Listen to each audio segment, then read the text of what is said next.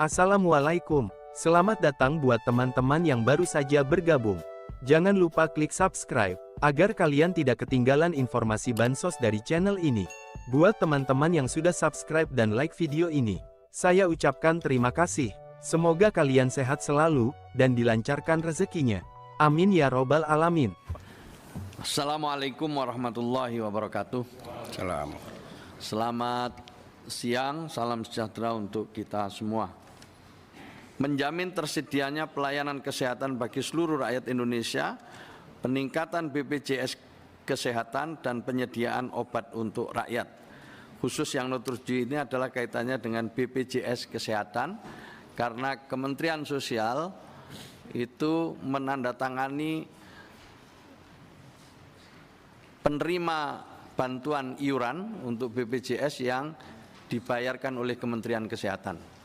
Jadi datanya itu dari Kementerian Sosial, tetapi kemudian yang membayar ke BPJS adalah Kementerian Kesehatan. Yang pertama, ini adalah dipesankan dari awal oleh Pak Prabowo pada kami, yaitu bantuan sosial tepat sasaran. Pemadanan data tunggal terpadu yang ini mengantisipasi dinamika verifikasi dan validasi yang di lapangan cukup dinamis. Yang berikutnya kecepatan, ketepatan, dan feedback evaluasi penyaluran bantuan. Yang kedua, isu strategisnya adalah kolaborasi penyelenggaraan kesejahteraan sosial, mengintegrasikan gerakan intervensi bersama antar kementerian, lembaga dan pemerintah daerah, pelibatan swasta dan filantropi dalam hal ini seperti Basnas dan lain sebagainya, alokasi DAK dan dana dekon untuk pemerintah daerah. Berikutnya adalah pemenuhan standar pelayanan minimal urusan sosial, mulai dari standarisasi kualitas penyelenggaraan kesejahteraan sosial, rasio ketersediaan sentra Kemensos di seluruh Indonesia, dan upaya Pemda dalam pemenuhan SPM terbatas.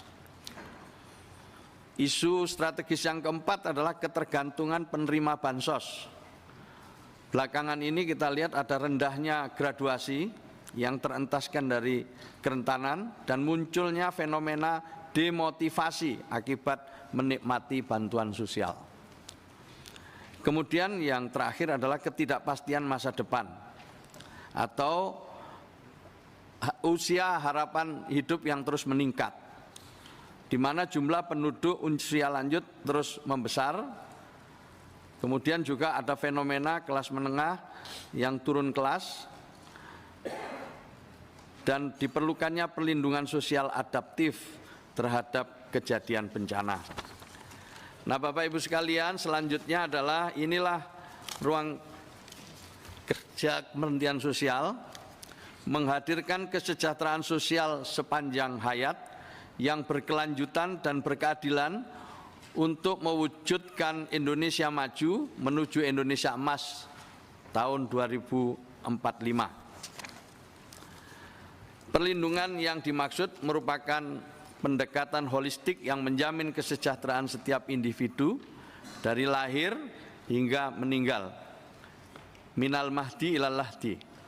Perlindungan sosial mencakup berbagai aspek seperti perlindungan dan jaminan sosial, pemberdayaan sosial, serta rehabilitasi sosial dengan tujuan mengatasi kerentanan, kemiskinan, dan risiko sosial sepanjang kehidupan. Bingkai perlindungan sosial yang dikawal oleh Kemensos adalah mereka yang masuk dalam data terpadu kesejahteraan sosial. Namun perlu saya sampaikan di awal, sudah ada arahan dari Presiden agar dalam waktu yang tidak terlalu lama sudah bisa disusun satu data tunggal terpadu yang penanggung jawabnya adalah BPS dan Bappenas. Data yang kita miliki sudah kita kirim ke BPS untuk diproses dan distandarisasi, nanti hasilnya akan dikembalikan kepada Kementerian Sosial. Ini alhamdulillah cepat bisa dilaksanakan atas arahan dari Bapak Presiden. Selanjutnya Bapak Ibu sekalian, inilah kira-kira gambarannya perlindungan sosial sepanjang hayat yang bisa kita lihat dari program Keluarga Harapan. Ini adalah program jangkarnya Kementerian Sosial, di mana program ini menyasar 10 juta KK. 10 juta KK dengan tidak kurang dari 34.000 pendamping seluruh Indonesia.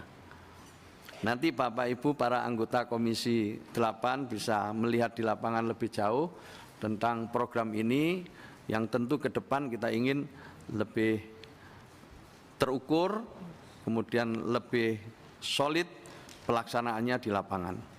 Tapi ini untuk gambaran awal dulu Bapak Ibu sekalian. Jadi di dalam program PKH itu ada beberapa poin penting yang diberi bantuan sebagai bagian dari perlindungan dan jaminan sosial, yaitu ibu hamil 750.000 per 3 bulan, itu artinya 3 juta. Kalau kemudian dia punya bayi usianya 0 sampai 11 bulan, untuk kepentingan ASI eksklusif, vitamin, pemeriksaan kesehatan, maka dia nanti juga mendapatkan 750.000 rupiah per 3 bulan, jadi 3 juta setahun. Untuk keperluan anak usia dini juga mulai dari penimbangan, pengukuran vitamin, pemeriksaan kesehatan. Sementara untuk pendidikan itu juga ada di situ, nilainya adalah untuk SD 225 per 3 bulan, SMP 375 per 3 bulan, anak SMA 500.000 rupiah per 3 bulan. Lalu juga ada kondisi sosial, jika ada keluarga yang disabilitas berat dalam keluarga itu mendapatkan 600.000 rupiah per 3 bulan. Lansia dalam keluarga 600.000 rupiah per 3 bulan. Untuk keperluan pemeriksaan kesehatan dan lain sebagainya. Ini gambaran program utama dari Kementerian Sosial. Bapak Ibu sekalian, ini yang ingin saya laporkan sebagai bagian dari pelaksanaan program di Kementerian Sosial. Bapak Ibu sekalian, ini yang ingin saya laporkan sebagai bagian dari pelaksanaan program di Kementerian Sosial. Ada bisnis proses perlindungan atau bisnis proses perlindungan sosial sepanjang hayat yang tadi sudah saya sampaikan di depan. Kira-kira seperti ini bagannya, paling kiri itu adalah data, jadi kita akan bekerja berdasarkan data Pak Wahid. Datanya dipastikan dulu dan insya Allah nanti datanya data yang jauh lebih valid ya, dan sudah menjadi data tunggal yang akan menjadi referensi bagi seluruh kementerian dan lembaga, termasuk juga pemerintah daerah. Nah, kerja pilar sosial itu adalah sebagai berikut.